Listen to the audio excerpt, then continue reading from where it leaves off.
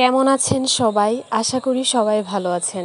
নতুন একটা ব্লগে আপনাদেরকে জানাই অনেক অনেক স্বাগত। আমি আর মা বের হইছি, এখন যাব একটু আড়ংয়ে।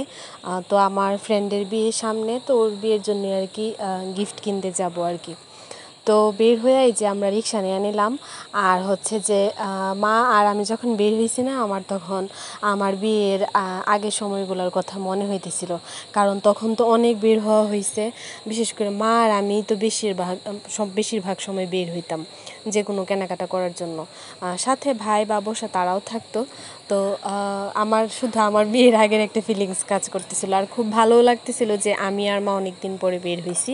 তো গিফট কেনা কমপ্লিট, শাড়ি কিনছি, এই যে এই শাড়িটাই কিনছি, একটু দেখা যাইতেছে, পুরোপুরি আর দেখালাম না। তো কেনা কমপ্লিট, এখন আমরা বের হয়েছি আড়ং থেকে। এখন যাইতেছি গাঙ্গিনাপাড় যাব হচ্ছে আমার যে ব্লাউজগুলো বানাইতে দিছিলাম, দেওয়ার কথা ছিল 4 তারিখে। তো পরে তো ব্লাউজগুলো হয় নাই। তো পরে কালকে ফোন দিছে, বলছে আর কি যে হয়েছে। আমি তো গিয়ে একদিন ঘুরেও আসছি, পরে হয়েছে না, যার জন্য পরে আমি আবার ফোন দিছিলাম।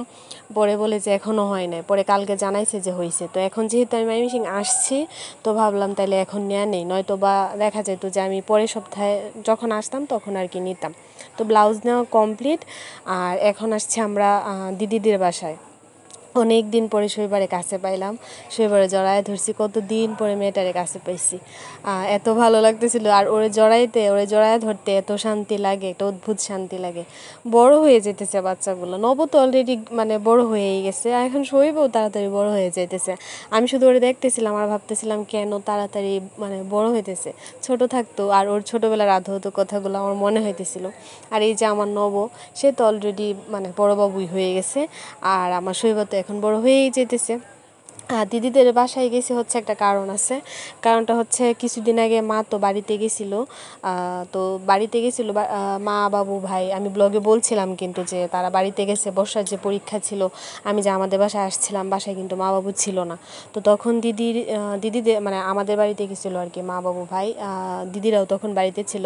তো পারপাসটা ছিল হচ্ছে দিদির দেবরের বিয়ে ছিল। তো যারা আমার নতুন ভিউয়ার তারা তো জানবেন না, আগের পুরাতনরা তো জানবেন। তো দিদির শ্বশুর বাড়ি আর হচ্ছে আমাদের বাড়ি আর কি, মানে গ্রামের বাড়ি যে পাশাপাশি আর কি, এর জন্যই আর কি বাড়িতে যাওয়া হয়েছিল। তো দিদির দেবরের বিয়ে ছিল, এর জন্য আর কি মা, বাবু, ভাই বাড়িতে গেছিল। তো তখন মা যে দিদিদের বাড়িতে গেছে, দিদিদের বাড়িতে হচ্ছে মার চশমাটা রাইখা আইসা পড়ছিল। তো পরে আর আনতে মনে ছিল না আর কি। তো এখন এই যে দিদির আসার সময় নিয়ে আসছে আর কি। তো পরে এই যে চশমা আনার পারপাসেই যাওয়া হয়েছে। আর হচ্ছে মানে তাদের সাথেও আমার দেখাটাও হয়ে গেল। দিদি বারবারই বলতেছিল যে চশমার উদ্দেশ্যে তাও তো একটু দর্শন মিললো। তো আজকে আর দিদির ব্লগে নেওয়া হয়েছে না, দিদি হচ্ছে আতিথেয়তায় ব্যস্ত ছিল। আমি অবশ্যই সাথে একটু ভিডিও করছি। তো দিদি হচ্ছে নুডলস করছে, তারপর হচ্ছে এখন চা কইরা দিছে। চাটা খাওয়ার পরে আরও কিছু সময় ছিলাম, বাচ্চাগুলোর সাথে একটু সময় কাটাইছি, দিদিদের সাথে গল্প টল্প করছি।